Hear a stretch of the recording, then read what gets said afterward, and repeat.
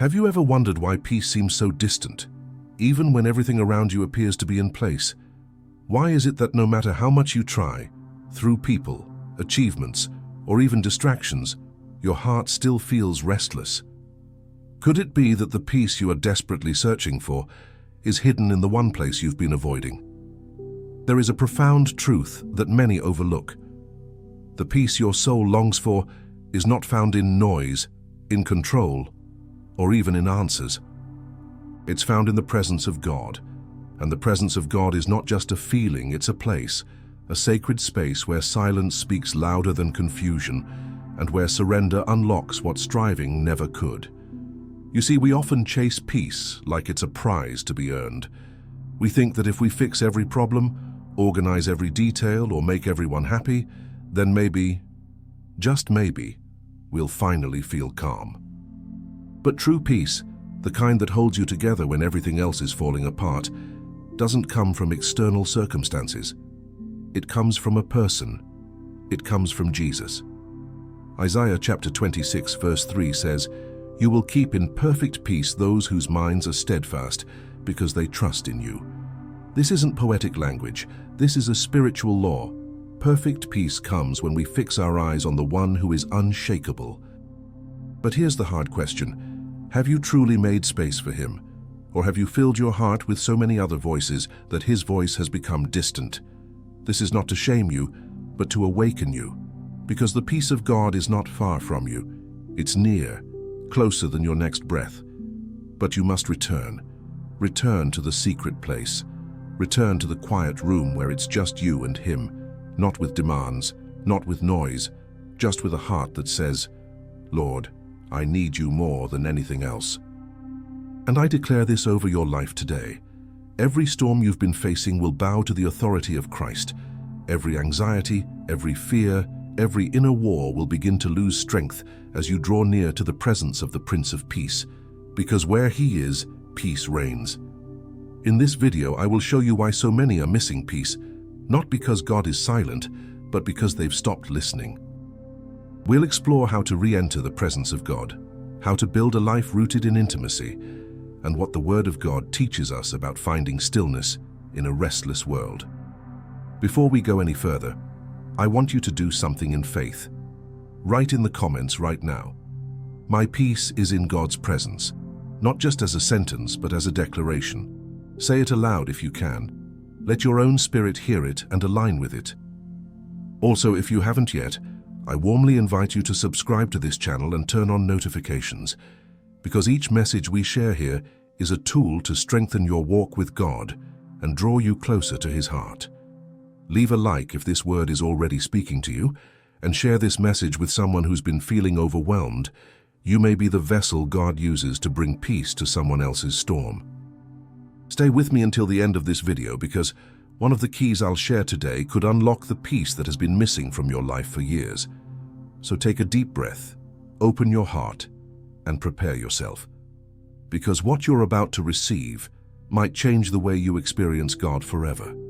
There is a kind of silence that does not come from the absence of sound, but from the quieting of the soul. In a world filled with noise, distractions, and the constant pressure to perform, many people go their entire lives without ever experiencing true inner stillness.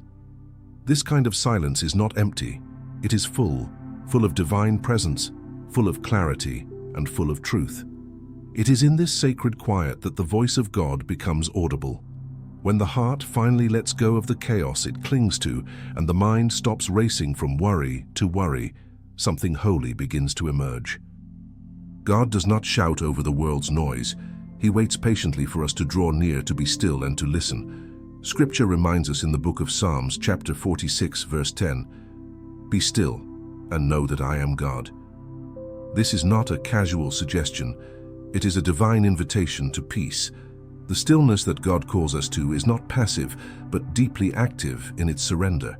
It requires intentionality to pause, to cease striving, and to trust that God is present and working. In this place of surrendered silence, where we stop trying to fix everything, the voice of the Lord breaks through like light in darkness. It is not always loud or dramatic. Often it is a gentle whisper, but it carries weight, direction, and peace that surpasses human understanding.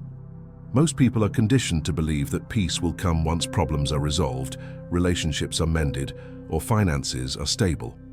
But the truth is, external circumstances rarely align perfectly. The peace that we long for is not waiting on the other side of success or stability. It is waiting in the presence of the One who holds all things together. The voice of God does not follow the rules of the world. It cuts through confusion, offering clarity where there was doubt, purpose where there was pain, and peace where there was chaos. But to hear His voice, we must make space for it. Our hearts become cluttered with fear, pride, unforgiveness, and anxiety. These things are like static that interfere with the signal of divine communication. Until we clear them away through prayer, confession, and surrender, we cannot tune our hearts to the frequency of God's voice. He is always speaking, always present, always near, but we often are not still enough to recognize Him. Silence is not merely the absence of noise, it is the posture of humility, the willingness to stop talking, stop reasoning, and start listening. When Elijah stood on the mountain in the book of 1 Kings chapter 19, he did not find God in the wind, the earthquake, or the fire. He found Him in a gentle whisper. That holy moment reveals something profound about the nature of God. He does not compete for attention. He waits for hearts that are quiet enough to perceive Him. In our desperation for answers, for change, for relief, we often overlook the still, small voice that carries everything we need. And this voice does not come from a distance. It comes from within, from the holy place where God has chosen to dwell inside of us. Cultivating inner silence requires discipline. It means choosing to turn off the distractions, setting aside the busyness, and entering into quiet places with God. This can be uncomfortable at first. When we remove the noise, we are confronted with what lies beneath, our doubts, our wounds, our fears. But these moments are not to be avoided. In fact, they are sacred, because it is in these moments that God begins to do His deepest work. He does not demand perfection. He desires honesty. In the silence, He meets us not as we pretend to be, but as we truly are. And it is in that place that transformation begins. Many people say they do not hear from God, but the truth is God is often not silent. We are often too loud. We fill the quiet with our complaints, our reasoning, our planning, and our worrying. But the voice of God is not heard in the noise of human striving. It is heard in the surrender of human will. It is not when we finally figure things out that we hear Him, but when we finally give up trying to control everything.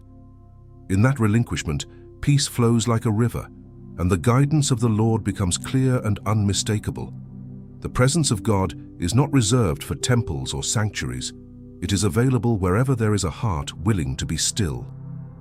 Jesus modeled this throughout His ministry. He often withdrew to lonely places to pray, to reconnect, to listen. In those quiet moments, the Son communed with the Father, drawing strength, clarity, and peace. If Jesus, being fully divine, needed moments of silence with God, how much more do we? Our souls were not designed to thrive in noise. We were created for communion, for sacred pauses, for divine dialogue. Inner silence also breaks the illusion that we are alone. In the stillness, we discover that God has been present all along, walking with us, waiting for us, loving us. This realization is not intellectual. It is spiritual. It transcends logic and settles deep in the heart. When the veil of noise is lifted, we behold the nearness of God. And in that nearness, peace envelops us like a warm blanket on a cold night. We begin to realize that we were never abandoned, never forsaken, never forgotten. This sacred silence also becomes a fortress against fear. When the heart is anchored in the presence of God, the storms of life lose their power to shake us.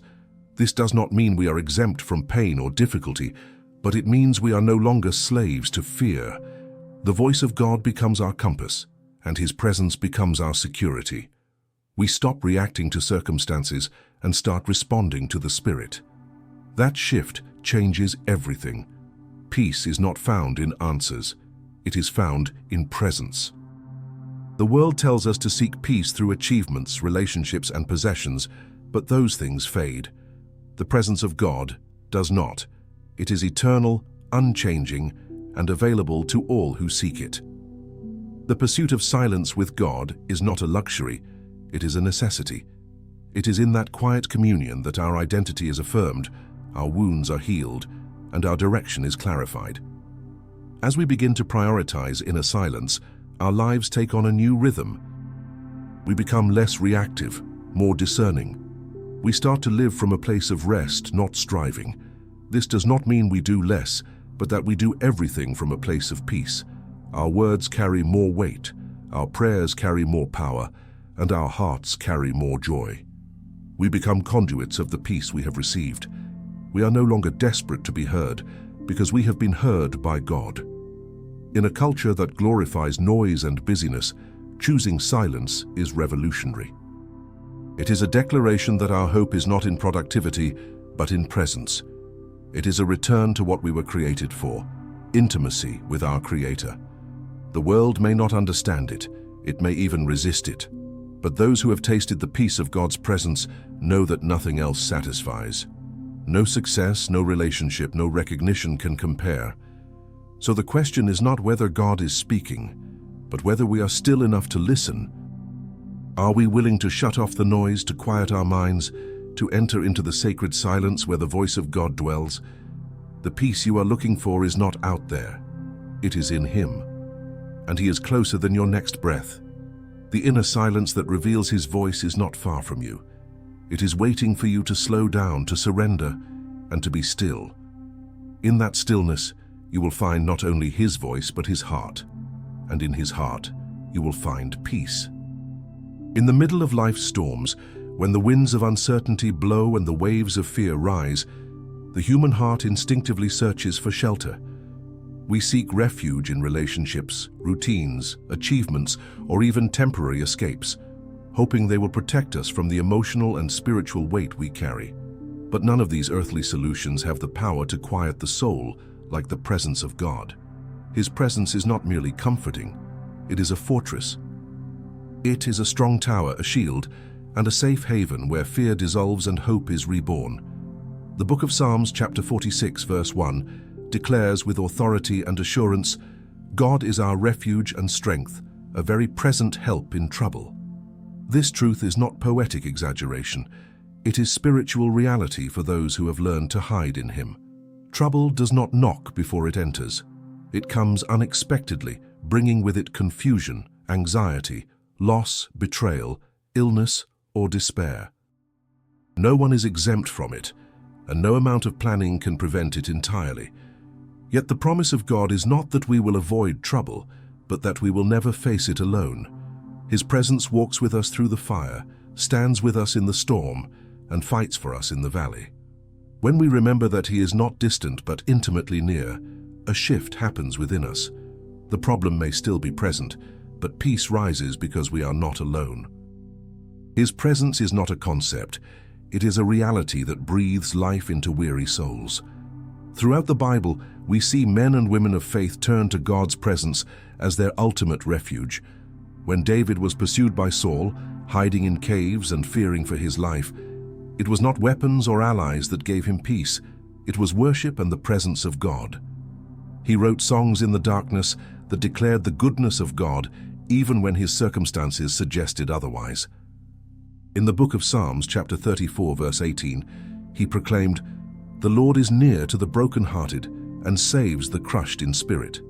David did not find refuge in his own strength, but in God's presence, and that presence transformed his cave into a sanctuary. God's presence does not always change the situation, but it always changes us.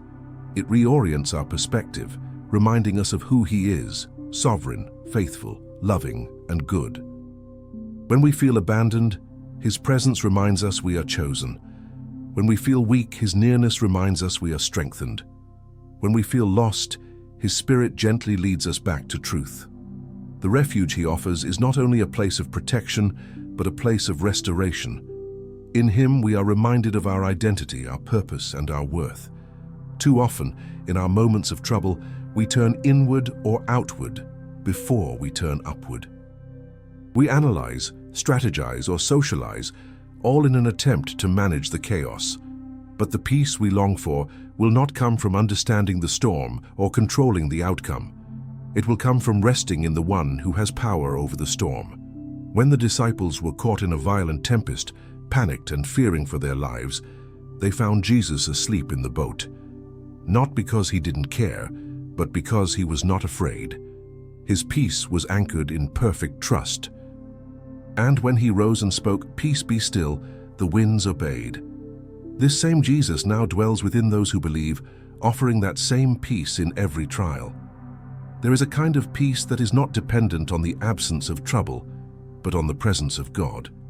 This peace surpasses human understanding because it does not follow human logic. How can someone smile in grief, forgive in betrayal, hope in devastation? The answer is not strength, it is presence. When the soul encounters the living God, something supernatural happens. Fear loses its grip and trust begins to grow. Pain does not disappear, but it no longer defines us. We become people marked by presence, unshakable, not because we are strong, but because we are held. One of the most powerful images of refuge in the Bible is found in the Psalms, where God is described as a shelter under his wings. Like a mother bird covering her young, the Lord covers us with his love and protection. The book of Psalms, chapter 91, verse 4 says, "He will cover you with his feathers, and under his wings you will find refuge. His faithfulness will be your shield and rampart." This is not a fragile comfort, it is divine security. When the world offers shallow solutions, God offers himself, steady, eternal, and unmovable. Learning to run into the presence of God in times of trouble is not natural. It requires practice, intentionality, and faith. It means learning to pause and say, "God, I need you more than I need an answer." It means choosing worship over worry, prayer over panic, and surrender over control. It means believing that even if nothing around us changes, something within us will. And often that internal transformation is more powerful than any external solution, because peace on the inside can weather any storm on the outside. The presence of God also brings clarity. Trouble clouds our judgment, narrows our vision, and distorts our emotions. But in his presence, the fog lifts. We begin to see from heaven's perspective. What once seemed like an ending becomes a new beginning. What felt like punishment becomes preparation. What appeared to be rejection becomes redirection. God's presence aligns our hearts with truth, and in that alignment, we find the courage to keep moving forward, even when the path is unclear. There is no safer place than the presence of God, not because danger disappears, but because he becomes our defense. The enemy may attack, but he cannot penetrate the refuge of God's presence. Fear may knock, but it cannot enter. Anxiety may rise, but it cannot settle. In the shelter of the Most High, we are covered, guarded, and sustained. And this refuge is not reserved for the elite or the perfect. It is for the broken, the weary, the desperate, and the willing.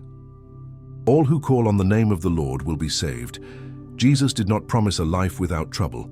In fact, he said in the Gospel of John, chapter 16, verse 33, "In this world you will have trouble, but take heart, I have overcome the world." This is not a warning. It is a promise of victory. Trouble is part of the journey, but so is triumph. And between the two stands the presence of God, constant, faithful, and sufficient. To those who feel overwhelmed, tired, and worn down by life's troubles, do not run from God, run to him. Do not seek temporary escape, seek eternal refuge. Let his presence become your dwelling place, not your last resort. In that place, you will find more than relief. You will find revelation.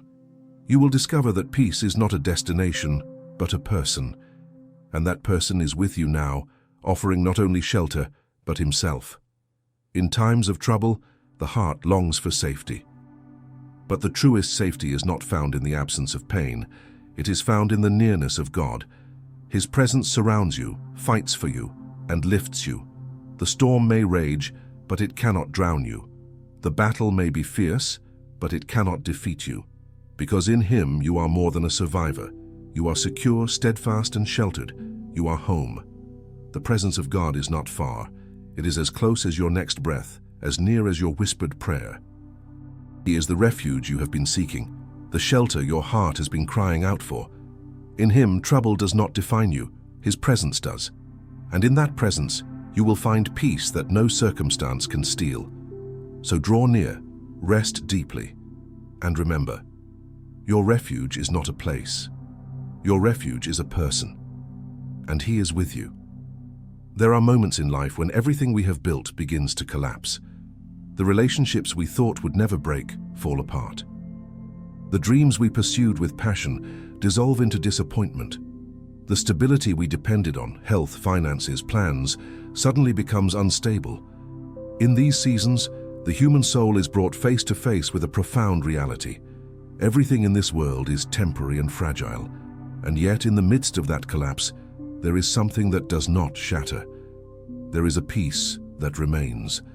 A peace not built on circumstances or achievements, but on the unshakable presence of God.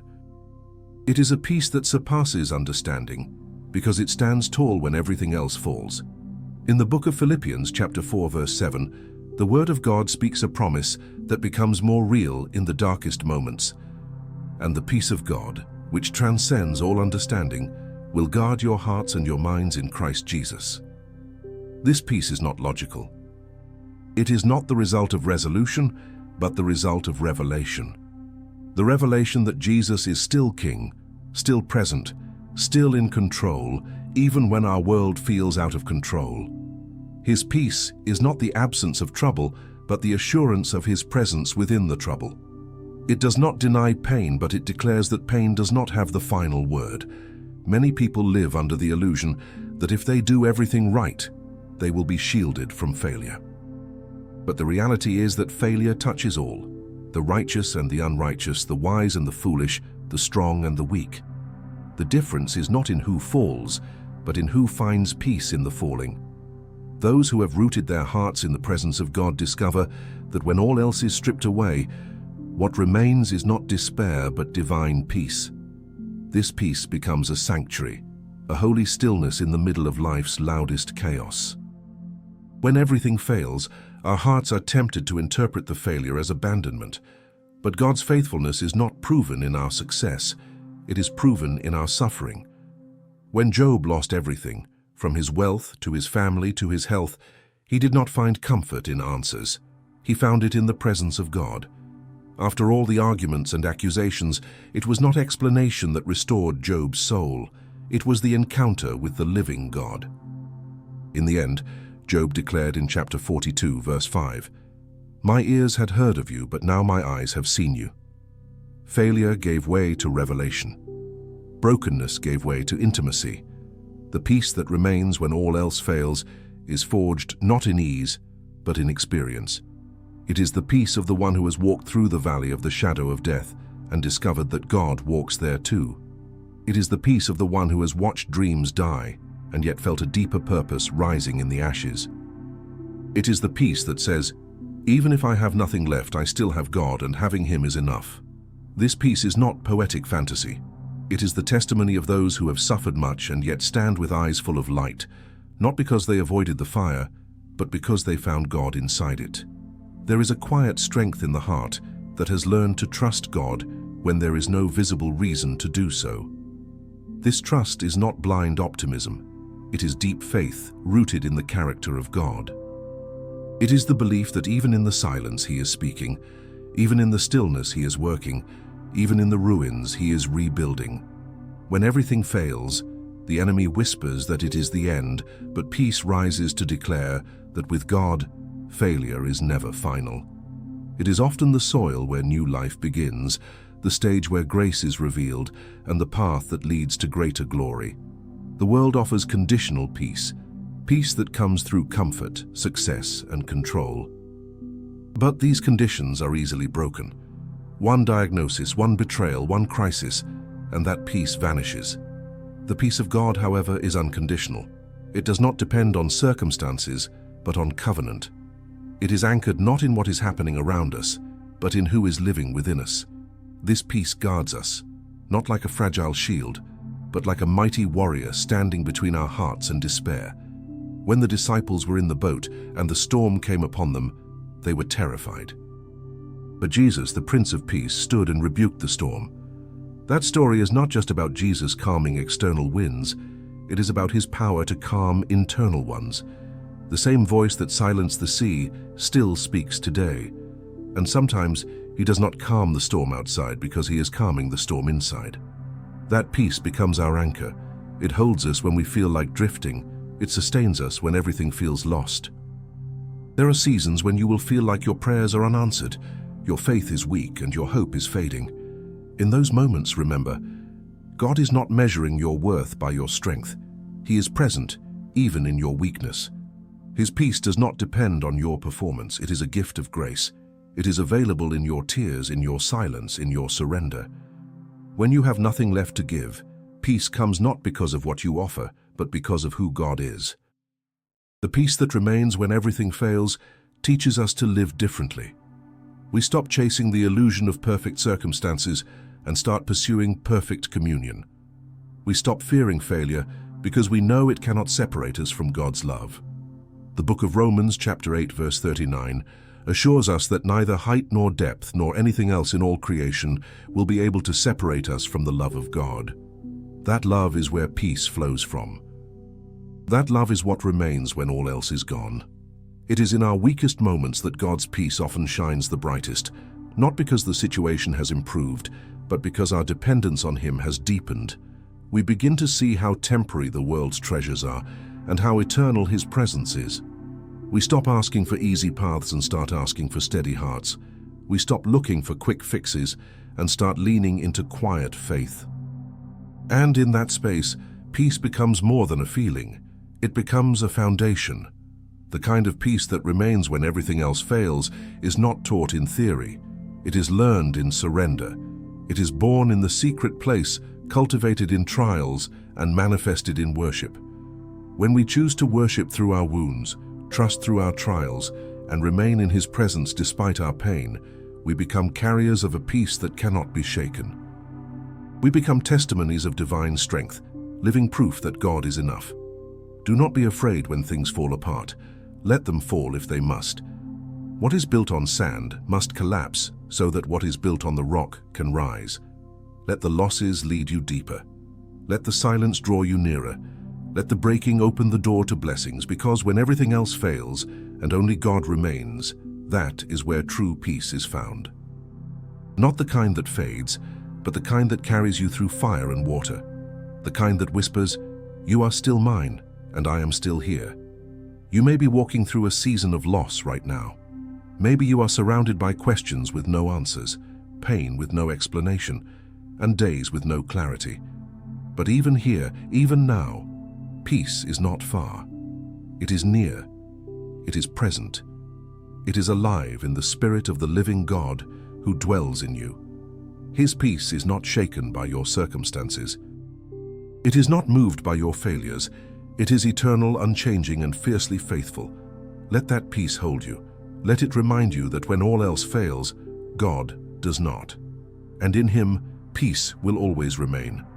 There is a silent ache that many carry, a deep, lingering emptiness that words cannot fully describe. It is the sense that something is missing, even when life appears full.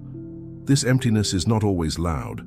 Often it hides beneath busyness, achievement, laughter, or even ministry. But in quiet moments when the noise fades and the masks are set aside, it rises. It is the hunger of the soul, the longing for something more, something eternal, something that cannot be found in anything this world offers. This emptiness is not a flaw, it is a signal. It is the soul crying out for its Creator. Only God can fill this sacred void, and until we allow Him to, we will continue to search in vain, chasing temporary comforts that leave us even more hollow. Many try to silence the soul's ache with distractions.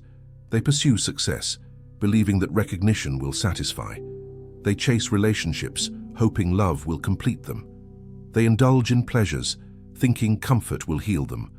But time and again, they discover that these pursuits, while temporarily soothing, do not touch the deepest part of who they are. The book of Ecclesiastes, chapter 3, verse 11 says, "He has set eternity in the human heart." That means our souls were designed to crave something infinite, and nothing finite can satisfy that craving. No title, no possession, no person can fill what was meant to be filled by God alone. The problem is not the longing, it is where we take that longing. Longing is not sin. It is holy when it leads us to the one who can satisfy. But when we misinterpret our emptiness as a flaw or try to numb it instead of surrendering it, we create cycles of disappointment. Each unfulfilled pursuit leaves us more tired, more confused, and more disconnected from our purpose. God did not create us to be self-sufficient. He created us to be dependent, not in a weak way, but in a way that anchors us to His strength. Our emptiness is not a curse, it is a call. Even in church culture, this emptiness can hide. We can serve, sing, preach, or attend weekly, and still feel empty if we have not encountered the presence of God for ourselves. Doing things for God is not the same as being with God. The soul is not filled by activity, but by intimacy.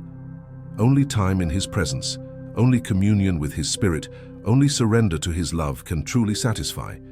It is not about knowing of Him. It is about knowing Him deeply, personally, intimately. This level of relationship transforms emptiness into overflow.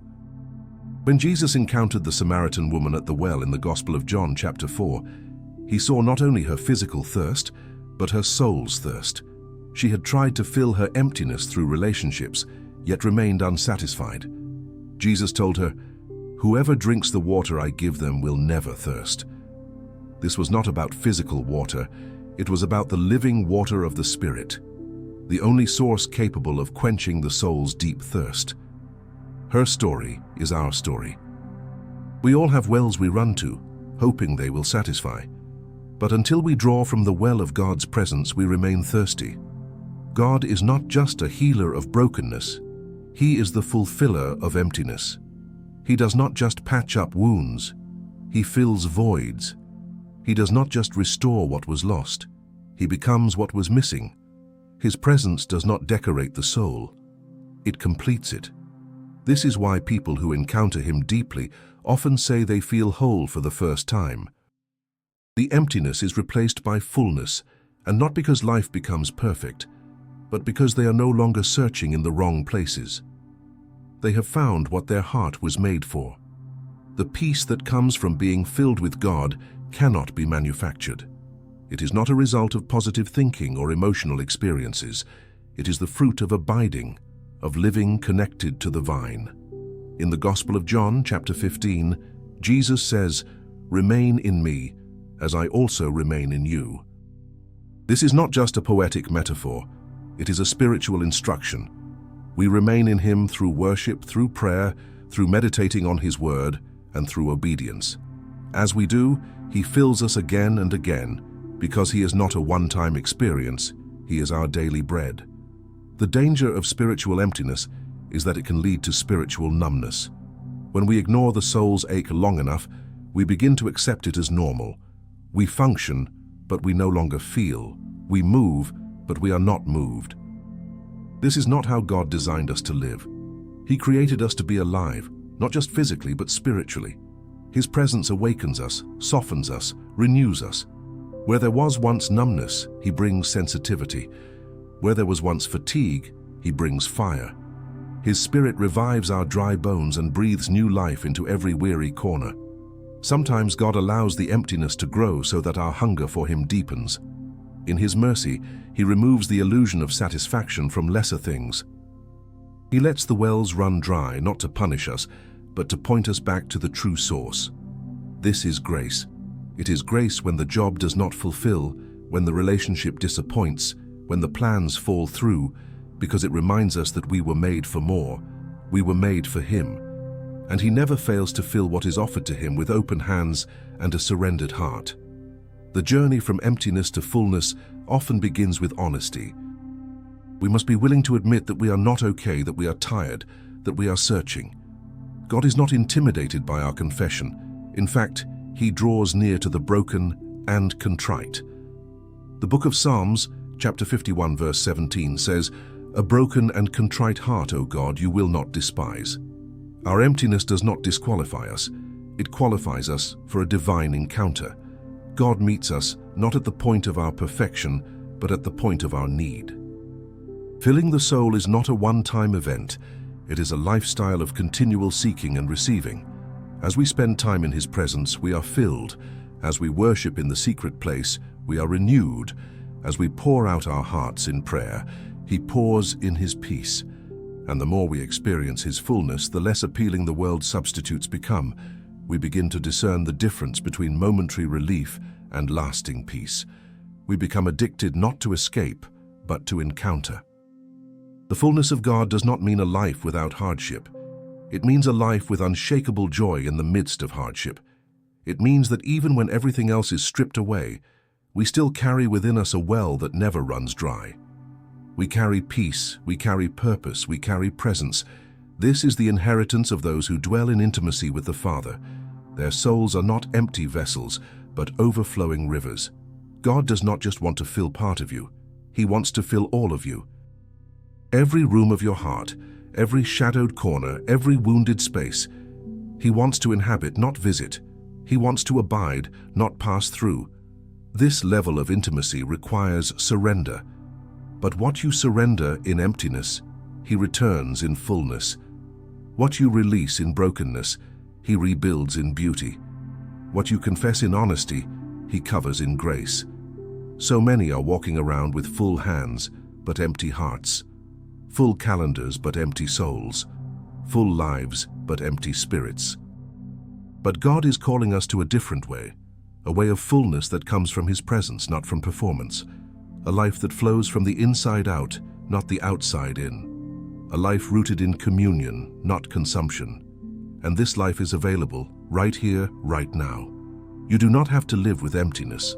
You were not created to survive on scraps when a feast has been prepared in the presence of the Lord. Come to the table. Drink deeply of His Spirit.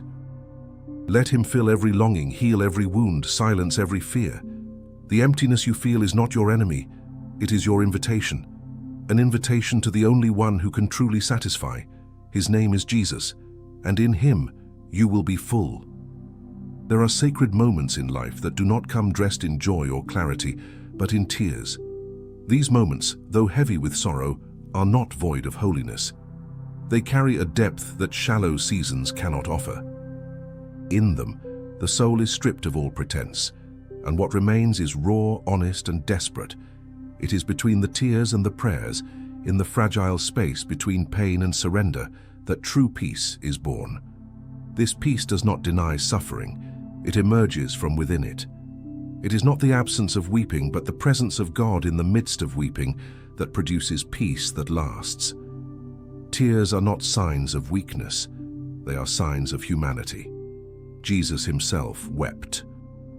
In the Gospel of John, chapter 11, verse 35, we find the shortest yet one of the most profound verses. Jesus wept. He knew resurrection was coming. He knew power was His. Yet He paused to feel the pain of loss, the weight of sorrow, and the ache of love. His tears validate ours. They tell us that crying in the presence of God is not unspiritual, it is sacred. It is in these vulnerable moments, with trembling voices and tear-streaked faces, that we often pray our most honest prayers. Real peace is not born in places of perfection, but in places of brokenness.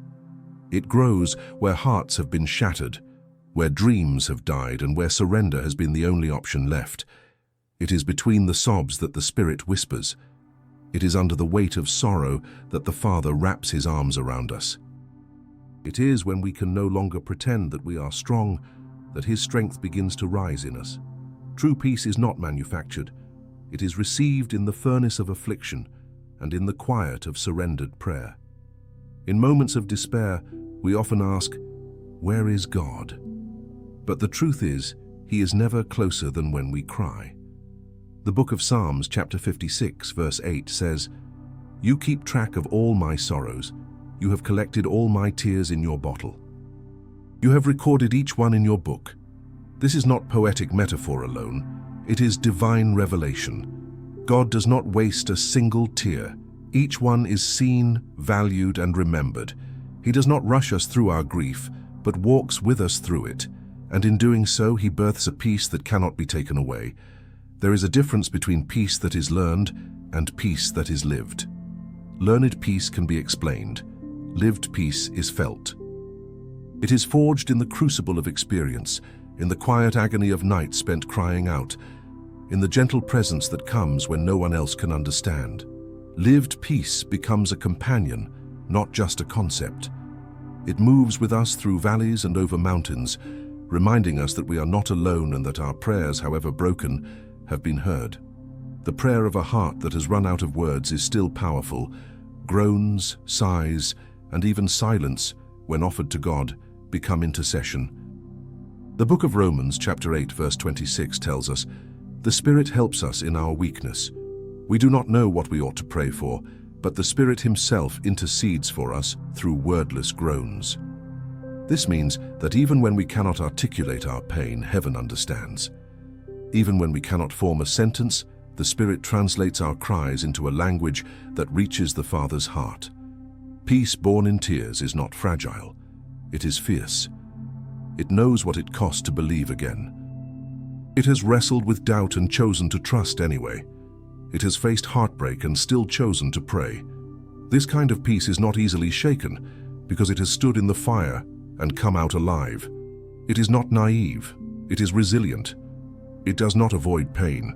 It overcomes it by the power of divine love. It is the peace of those who know what it is to bleed and yet still lift their hands in worship. In the secret place, between tears and prayers, the soul begins to realign. Priorities shift. Voices of fear begin to quiet. Desperation turns to devotion. We no longer pray just for relief, but for revelation. We begin to see God not only as deliverer, but as companion. Not only as savior, but as shepherd. He becomes near, not in concept, but in tangible presence. And it is this nearness that redefines peace. Peace is no longer what happens around us. It is who dwells within us. Those who have walked through seasons of deep sorrow often carry a different kind of authority. Their words carry weight, not because they are loud, but because they are lived. They have seen the valley, tasted the bitterness of loss, and yet their eyes shine with hope, not because they have avoided pain, but because they have met God in the midst of it. These are the ones who, through their testimony, declare that peace is not fragile. It is fire-tested. Sometimes the greatest miracles are not the ones where everything changes, but the ones where we change. When prayers do not bring the outcomes we want, but they bring us closer to the heart of God. When the pain does not disappear, but it no longer controls us. When fear does not vanish, but faith rises stronger. Peace is the miracle that happens inside us. It is the resurrection of trust after disappointment, the return of joy after mourning, the stillness of soul after the storm. In the book of Isaiah, chapter 26, verse 3, it says, "You will keep in perfect peace those whose minds are steadfast, because they trust in you." This is not a shallow promise, it is a deep truth. Perfect peace comes not from perfect conditions, but from a mind that has been anchored in trust. Trust is not a feeling, it is a decision, often made with tears still falling. It is the act of saying, "Even here, even now, I believe you are good." Between tears and prayers, the soul becomes transparent. All the masks fall off, all the striving ceases, and in that vulnerability, God speaks. Not always with answers, but always with presence. His voice is not always loud, sometimes it is just a whisper, but it is enough. Enough to calm the storm, enough to steady the heart, enough to keep us moving forward, even when we don't know the way. Do not despise your tears, do not hide them or rush past them. Let them fall in the presence of the one who understands them fully. Let your pain become prayer, let your weakness become worship, because it is in that sacred space, between the sobs and the whispered Amen, that true peace is born. Peace that the world cannot give, peace that the world cannot take away, peace that is the very heartbeat of God. You are not forgotten in your sorrow. You are not alone in your ache. Heaven bends to listen. The Father leans in to hold you. The Spirit surrounds you with comfort that transcends language. And Jesus, the man of sorrows, walks beside you, carrying you when you cannot walk yourself. Between your tears and your prayers, peace is waiting, not tomorrow, not when things change, but here, now, in the presence of the one who loves you with an everlasting love. There is a type of peace that the world offers, a peace dressed in ease, in comfort, in distraction. It promises rest, but delivers restlessness. It tells you that if you can just earn more, achieve more, escape more, then finally peace will come. But this peace is shallow. It is fragile. It depends on circumstances remaining favorable, relationships staying stable, and plans unfolding perfectly. The moment hardship comes, the peace of the world crumbles like a house built on sand. It cannot withstand the weight of sorrow, the blow of disappointment, or the silence of the unknown. In contrast, the peace of God stands like a fortress in the middle of a battlefield. It is unshakable, not because life is calm, but because God is near. It surpasses understanding because it exists where peace should not be, in the storm, in the loss, in the fire. Jesus himself drew a clear line between the peace the world gives and the peace he offers. In the Gospel of John, chapter 14, verse 27, he said, "Peace I leave with you, my peace I give you. I do not give to you as the world gives. Do not let your hearts be troubled and do not be afraid." His peace is not an imitation. It is not temporary or circumstantial. It is holy. It is born from his presence and sustained by his Spirit. While the world's peace requires things to go right, God's peace invites you to rest even when everything feels wrong. The peace of the world is often tied to performance. As long as you meet the expectations, at work, in relationships, in appearance, you feel secure. But the moment you falter, peace slips through your fingers. This is because worldly peace is conditional. It says, "You are at peace if." But God's peace is rooted in identity. It says, "You are at peace because you are mine." It is not based on how well you perform, but on how deeply you are loved.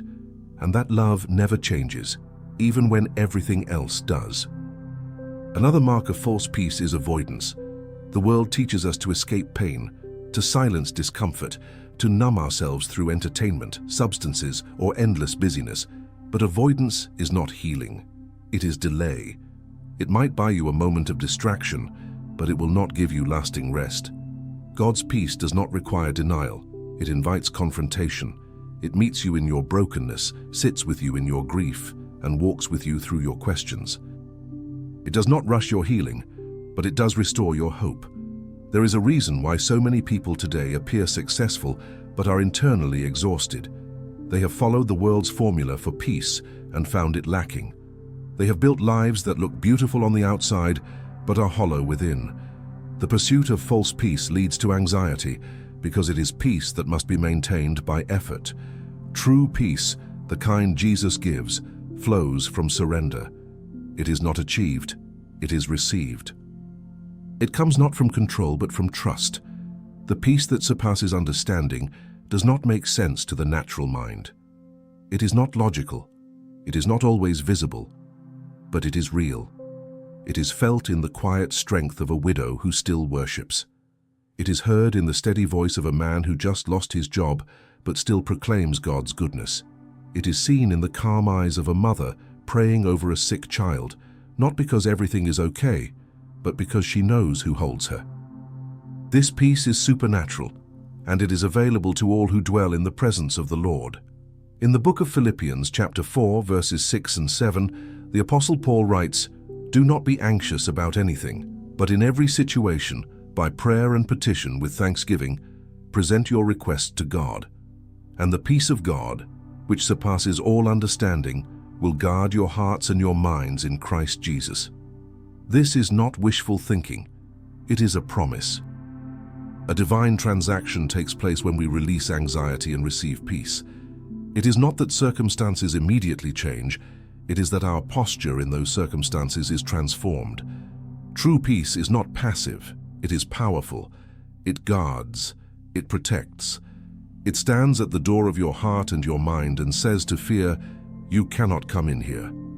It does not just coexist with chaos, it confronts it. It is the declaration that God is still on the throne, even when life feels out of control. It is the assurance that we are held, even when we are hurting. It is the echo of heaven saying, "You are not alone." The world cannot give this kind of peace because the world does not have access to it. It does not flow from money, from applause, from pleasure, or from control. It flows from Jesus. He is the Prince of Peace. His presence brings rest. His word brings stillness. His spirit brings assurance. The more we abide in him, the more his peace abides in us. It does not mean we will not feel fear. It means fear no longer gets the final word.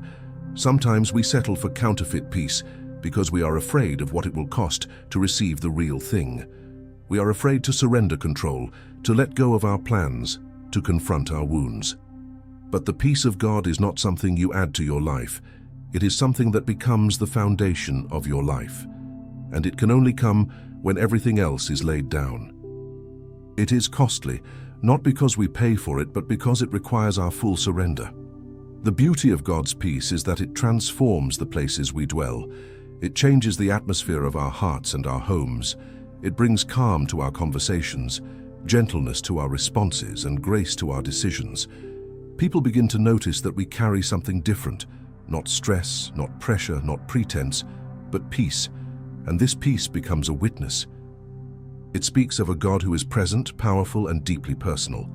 False peace may look convincing for a time, but it eventually reveals its emptiness. It cannot withstand the storms. It cannot answer the big questions. It cannot hold us when we break. But the peace of God, oh, the peace of God, it holds us, heals us, and renews us. It grows stronger in the fire. It shines brighter in the dark.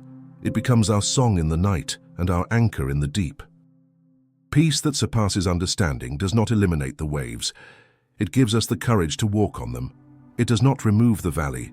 It walks with us through it. And when the winds howl and the world trembles, it declares with quiet authority, "Be still, God is here." This is the peace your soul was made for. Not the imitation, but the eternal. Not the fragile, but the faithful. Today, you are invited to let go of the false and embrace the real, to trade anxiety for assurance, to lay down the chase and take up the cross. The peace that your heart aches for is not out of reach. It is as close as Jesus. Come to him, abide in him, trust him, and you will discover a peace that this world did not give and this world can never take away. In a world that glorifies exhaustion, where success is measured by how busy we are, rest has become a foreign concept. Rest is often mistaken for laziness, and slowing down is seen as weakness. But the soul was never meant to live in perpetual motion. We were not designed to carry burdens heavier than our frame could bear, nor were we created to navigate life without the rhythm of sacred rest. The kind of rest the soul longs for is not just physical but spiritual, a deep exhale of the heart, a place of stillness where anxiety ceases and trust begins. This rest is not found in vacations, silence, or sleep alone. It is found in the arms of the Father, where we are reminded that we are not defined by what we do, but by whose we are. God is not impressed by our endless striving. He is not moved by how many things we accomplish, but by the condition of our hearts. In the book of Matthew, chapter 11, verses 28 through 30, Jesus offers an invitation that echoes through every weary soul. "Come to me, all you who are weary and burdened, and I will give you rest. Take my yoke upon you and learn from me, for I am gentle and humble in heart, and you will find rest for your souls. For my yoke is easy and my burden is light." This is not a metaphorical promise. It is a literal one. True rest is not found in retreat, but in relationship. The arms of the Father are not a distant idea. They are a spiritual reality. They are the place where we collapse when we have nothing left, the refuge we run to when life becomes too much. In his arms, we are not required to perform, to impress, or to pretend. We are allowed to simply be, to cry, to breathe, to rest. Like a child climbing into a parent's embrace after a long day, we find peace not because the day was easy, but because the embrace is safe. In the Father's arms, our rest is not earned, it is given. One of the greatest tragedies in modern Christianity is that many serve God tirelessly, yet rarely sit with him. We attend services, lead ministries, give generously, and work hard for the kingdom, all while our souls grow thinner by the day. God never asked us to burn out in service to Him. He calls us first to be with Him before we do for Him. Mary understood this when she sat at Jesus' feet, choosing presence over performance. And Jesus said in the Gospel of Luke, chapter 10, verse 42, "Mary has chosen what is better, and it will not be taken away from her." In His arms, presence is prioritized over productivity. To rest in the Father's arms is to surrender the illusion of control. It is to admit that we are not the savior of our own lives. We cannot fix everything, carry everything, or know everything, but we can trust the one who does. Rest is not inactivity, it is dependence. It is the posture of a heart that says, "God, I trust you enough to stop striving." It is choosing to believe that the world will keep turning, even if we stop spinning. Rest is also where healing begins. The soul cannot heal in motion. Just as a broken bone requires stillness to mend, the broken heart requires rest to be restored. Many walk around wounded because they have never allowed themselves to be still long enough to be touched by God's restoring hand. The Father's arms are a place of healing, not because He always removes the pain immediately, but because He holds us while we walk through it. In His embrace, we are reminded that healing is not rushed. It is a process that unfolds in presence. There is a difference between being tired and being weary. Tiredness is solved by sleep. Weariness is solved by surrender. Many are weary today not because of lack of sleep, but because of lack of stillness. The soul was not created to carry constant pressure, comparison, or fear. The soul was created to abide. And abiding can only happen when we choose to return, again and again, to the arms of the Father. Not once a week, not once a year, but daily. Sometimes hourly. Rest is not a one-time event, it is a lifestyle. When the prodigal son returned home, he was not met with a lecture, he was met with an embrace. Before he could offer his apology, the Father ran to him, embraced him, and restored him. That story, found in the Gospel of Luke chapter 15, is not just about rebellion, it is about rest. The son had grown weary, chasing a life that promised joy, but delivered emptiness. He found rest not in the far-off land, but in the arms of his Father, and so do we. In the Father's arms we are reminded of who we are. The world may call us by our failures, our flaws, our titles, or our past, but the Father calls us sons and daughters. In His arms identity is restored. We are no longer what we've done, what we've lost, or what others say. We are who He says we are, beloved, chosen, secure. And this identity gives the soul permission to stop striving and start resting. Even Jesus, the Son of God, needed rest.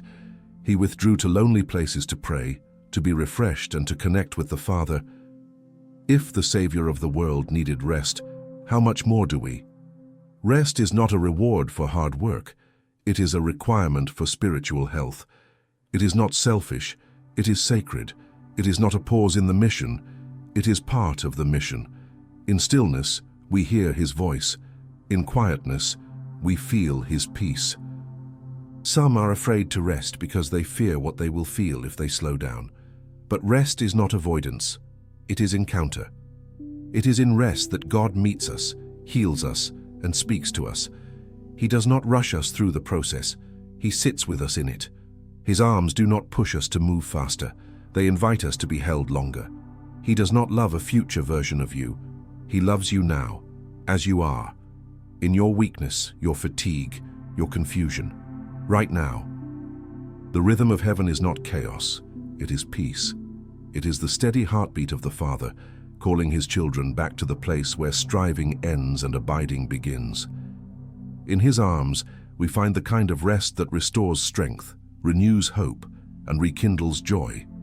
We come in weak and leave refreshed. We come in empty and leave full.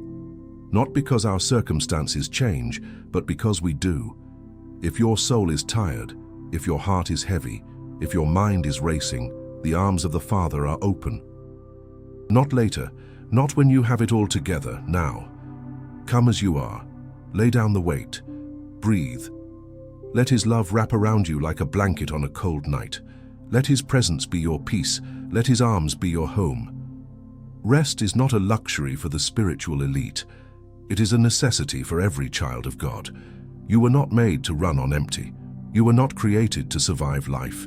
You were created to live it in communion with the one who loves you most. So stop, breathe, return, rest. The Father is waiting, and in his arms you will find everything your soul has been longing for. If you've made it to the end of this message, it means you are a dedicated person, committed to spiritual growth and drawing closer to God. The fact that you've come this far shows your determination to learn, grow, and apply these teachings in your life. Keep seeking wisdom and working to strengthen your faith and your connection with the Lord. Remember, drawing near to God is a continuous journey, full of discoveries, eternal and rewarding blessings. These messages help people of all ages get closer to God by awakening forgotten truths and deepening their understanding of His Word. Comment, "I'm closer to God" in the comment section, so we know you've made it this far and are walking this path of faith with us.